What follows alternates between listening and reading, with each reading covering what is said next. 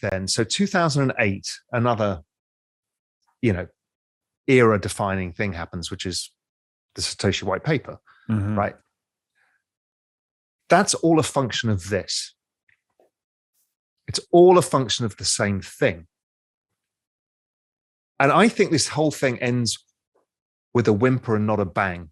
If it was going to end with a bang, it would have done it last year. If there was no intervention by government, it was the end of everything. But it didn't happen that way.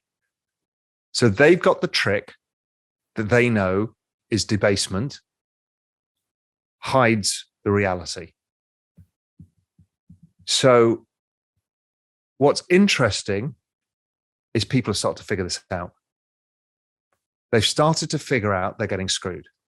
And the figuring out getting screwed drives you to look for answers. The traditional answer was gold. Hasn't done great. It's done okay. It's done its job. But the problem is the millennials can't generate wealth. If gold defends your wealth, right? There's nothing to defend. Nothing to defend. Yeah. So it becomes incredibly difficult to generate wealth. Bitcoin comes along, it changes the equation. It takes a long time for people to see it, but these things, this adoption takes a while. But people realize, okay, here is a construct, a technological construct that has ubiquitous global scarcity. And therefore, if we all perceive it to have value, then it shall be so. And so the migration begins.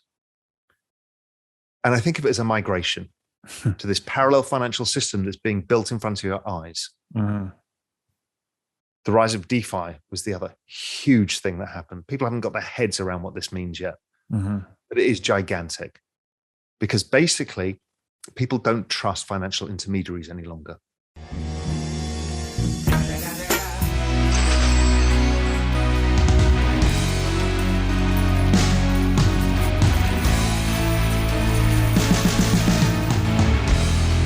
Welcome back, guys, to Poor Man Printing, and today we are going to go over the OMI Utilities. That short clip that you saw at the beginning of the video was from the Ultimate Macro Framework with Raoul Paul, and I will link it down below. It's about 2 hours long, but man, I tell you what, you need to see this. You really need to hear everything what they're talking about, because it just blew my freaking mind. But I just want to show you a short clip of it. And it kind of grasps the concept of crypto and how it's gonna affect our lives. I mean, he's talking about from back with 1920 on up to the day. It explains a lot of stuff. So yeah, check it out, guys. So I hope everybody had a good Thanksgiving. You know me, I was gonna make a video yesterday, but the wife said, family day. I'm like, she got all the power, you know what I'm saying? So yeah, I could not make no video, so I'm here early this morning drinking my coffee, and we are going to get into the OMI Utilities, and I'm going to give you my opinion on it. Now, my opinion is my opinion. You don't have to agree with it.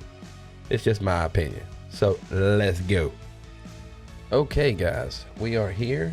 The first look of OMI Utility Program, OUP V1. Now, everything is subject to change, guys. So everything I'm reading could possibly change, and I kind of hope it does. What is wrong with this? Boom. I really need to buy quality shit. This is not working out. Okay, starting off, guys, the OMI Utility Program, OUP, is a system designed to give OMI token holders added utility and benefits within the VV app, and we are incredibly excited to share the initial outline for you. So let's just get down to the nitty gritty. Okay, guys, starting off with OMI Utility Overview. So we have staking program, secondary market trading with OMI, OMI drop raffle, premium market listing, accessory purchases. Sounds cool. So it looks like we have tier 1, tier 2, and tier 3. So talking about tier 1 right now, $1,000. Now don't get that mistaken with 1,000 OMI. $1,000 worth of OMI. So it's the best way to track everything. OMI 3D and profile badges, accessory purchases with OMI, premium market listings with OMI, percentage bonus on all points earned. And we have the fast track 25%, which is $250 worth of OMI, and fast track 30 days. That sounds okay. Then you have tier 2, guys. $5,000 worth of OMI. Everything in tier 1, OMI, Linear 3D, and profile badge. Additional percentage bonuses on all points earned. Access to OMI drop raffle. We didn't have raffle up there, guys, so this is tier 2. I think the raffle is pretty good. I really do. Secondary market trading on OMI. Burn NFTs for points. That's cool. 0.5% OMI market transaction fee buyer. Not bad. Fast track 25%. $1,250 of OMI. Lock period is 60 days. The lock period on tier 1 is 30 days. Tier 2 is 60 days. Okay, so we're getting somewhere. Tier 3. $10,000 of OMI.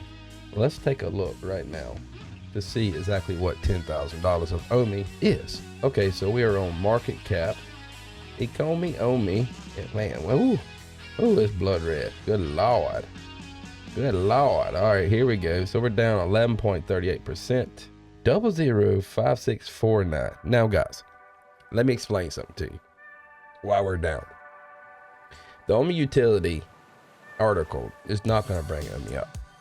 The problem we have, my opinion, is we're not on any major exchange. The Go 20, I hate to say it, just sucks for what this platform is. It might work for something smaller, but it sucks for VV. It really does. So what needs to be done, in my opinion, is we need to go ahead and have the swap and then start listing on some major exchanges. That's when you're going to see OMI start to move. But as of right now, if you take a look down here, there's only a certain amount of places you can buy it. Gate.io. I didn't even know what Gate.io is until I started messing with OMI. SynEX, Bitmax, OKEX, never heard of it. And then Bitforex, never heard of it until OMI. So that's it. That's the only place you can buy it. And buying it is a little small process for people, because the normal person who is not like heavily invested and know everything about crypto is gonna struggle at buying OMI. So that's why I say until we get listed on a major exchange, nothing's gonna happen. So looking at $10,000 worth of OMI, that's 1,764,971 OMI. So if you own 1,764,971 OMI, well, it actually just changed. So yeah, this could be a small problem, but it's better than trying to say I own 10 million OMI. Because if you own 10 million OMI, what if the price of OMI takes off to say 15 cents, 25 cents? Dude, nobody's gonna get that. Like, it's only gonna be for freaking whales. So I can see what they're doing here. So the best bet would be, the price is dropping right now, so that means, you know, your amount of money is going to go down. It's to own, I don't know, 1.8, maybe 2 million, maybe 2 million. Then it really won't fluctuate that much.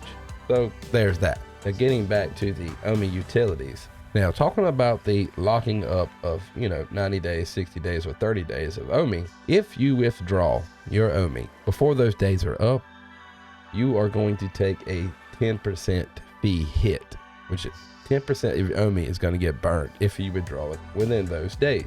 I kind of like that. I'd rather have it, tell you the truth, I'd rather have it just locked up. You know, you can't withdraw it, but that's me. I'm looking at OMI as like Illuvium. Yeah. When you stake Illuvium, there is no possible way to get it out, but that's a good and bad thing. Okay, talking about the secondary market right here, guys. When a secondary market OMI purchase takes place, OMI will be transferred from the buyer's VV OMI wallet to the seller's VV OMI wallet. And on success, the NFT ownership is transferred to the buyer. Take in consideration, guys, that you will have a gem fee from the 2.5 to 8.5. So you're gonna have to have some gems in your wallet either way. But still, selling your NFT for OMI, that's my plan.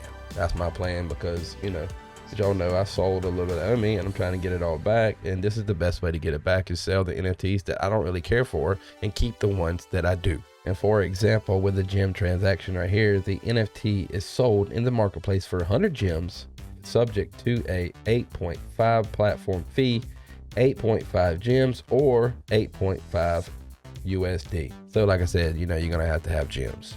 So let's move on. Now, moving on to the OMI transaction. Right here, they state, in order to transact in OMI tokens, the buyer will already need to be enrolled in the OMI staking program. Remember that. You will have to be enrolled in the OMI staking program to do this, guys. And the transaction will also burn OMI from the circulating supply using the above example, and depending on the staking tier. The buyer will be subject to burning fee of tier 2, because tier 1 can't do this, guys. So tier 2, you're looking at a 0.5%, which will be 0.50 cent. And tier 3, this is why tier 3 is, a lot better than tier 2, 0.25% burn fee or 0.25 cent of OMI. So looking at the tiers right here, guys, there you go. 0.25% on tier 3 and 0.5% on the tier 2. Okay, talking about the OUP drop raffle, which I kind of like this. I really do. The collector can buy drop raffle tickets using the OMI token. When the drop raffle closes, winners will be randomly selected for the pool of ticket holders. Those successful in the drop raffle can purchase their chosen collectible and the OMI for all drop raffle tickets. The winner purchase will be burned. So your OMI will be burned, guys. Just remember that. Collectors who are unsuccessful in the drop raffle will get 100% OMI return. Now, I don't really know how to look at this. If you're putting up all your OMI, it's kind of iffy here.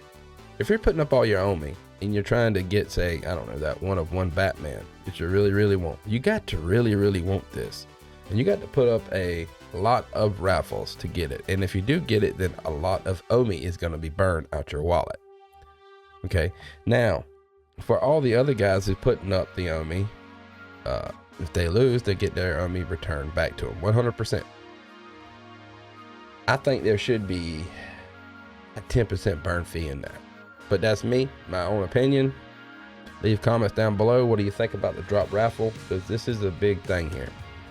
Now, if you win the drop raffle, just remember the payment will be in gems, not in OMI. So you'll have to buy that NFT with money. So it kind of sucks, but you really got to want it. So you're going to lose your OMI if you win, and you got to pay cash to buy the NFT. But I mean, I can understand it. This is made for real collectors or somebody who, really wants to flip something that's really high value, like say Mickey and Walt Disney. But I understand how this works. And then also we have accessories. Within the store, various accessories will be made available for purchase using OMI tokens. Accessories can be purchased with OMI, will generate B non-branded high edition items, allowing collectors to trick out their showrooms. OMI that is spent on accessories is burned 100%. I like that. I really do. So we do know that it's going to be non-branded items, plants, rugs, couches, whatever the crap they shoot out. So I can understand that, because these major licensors to say you got a Batman couch that, I don't know, maybe it's a real IP or something, they want cash. They don't want OMI. So I can understand this, but Vivi, I mean, good God, guys, they make some really cool shit. So get ready for some cool stuff in your showroom. So in the secondary market, guys, the premium market listings, you will be able to list your NFT, only certain NFTs though, they're only going to do a percentage of them for OMI. So to prevent the market from being overrun with premium listings, only a percentage of the premium listings can be listed for the same collectible. Premium listings will be featured on the market landing screen. OMI that is spent on the premium market listing is burned. Now guys, let's go over a quick review of the fast track. If you do not want to wait for the required staking period to expire to move the next tier, you can fast track your way there by burning a specific amount of OMI. And it looks like fast track for tier 1 is 25%, which would be 250 OMI. Fast track 2 is 25%, which would be $1,250 of OMI. In tier 3, 25% is 2,500 of OMI. I don't know how to look at that, but it is what it is. Let's move on. Roadmap: staking and tier structure, OMI drop raffle, secondary market trading in OMI, Phase 4, accessories, premium market listings, renting collectibles. This right here, renting collectibles, guys. I'm not a collector, so you got to take what I say with a grain of salt. But why in the hell would you want to rent your NFT? Furthermore, who would want to rent your NFT? Like, I just don't understand. I mean, I'm trying to see all this. You know, Ocasio-Cortez on Twitter had tweeted the other day, and I like what she wrote, or he. It says, well, if you want to rent that special comic, then you'll be able to read it. You know what I mean? So if you're renting it to read the comic, yeah, I could see that, but how many people's gonna do that? I mean, I don't really know. I don't come from a collecting background, and I don't see a purpose for renting your NFTs unless they make one of one DeLorean supercharged 12,000 horsepower and you could drive it around or something like that. Like, it really have to excite me to rent a NFT. I don't know about y'all. Leave comments down below, because I just don't see a purpose in renting an NFT. It don't make no sense to me. I don't think it'd be a big impact on it. But, you know, I did a Twitter poll yesterday, and let's go take a look at that real quick. So right here, guys, here's the Twitter poll I made. And I put, you know, what do you think of the OMI Utilities? Bullish. It's okay, I guess. And the emoji shit. And it looks like people are kind of borderline with this. Like, some 46.3%. And the poll's only been like 24 hours, I believe. Still got one more day left. 41.4%. It's okay, I guess. And then 12.3% shit. Me, I'm leaning towards, you know, it's okay, I guess. It could be a lot better. I don't know what you got to do to make it better, but I think it could be better. And then just moving right back to the part where I'm trying to explain to y'all why OMI is not moving, even with the token utility article coming out. And it's not bad, but it's not good, in my opinion. This is why we're not moving, guys. This is not moving because of that. We need Coinbase. I cannot write that. But that's my professional opinion on the OMI token utilities. I don't know. leave comments down below. You know, like I said, I'm not married to any project. I will give you my straight up opinion if it's shit or if it's good. I don't care. That's how my channel is. And guys, come January, I'm gonna do something a little different. I believe I'm gonna call it Meme Coin Month.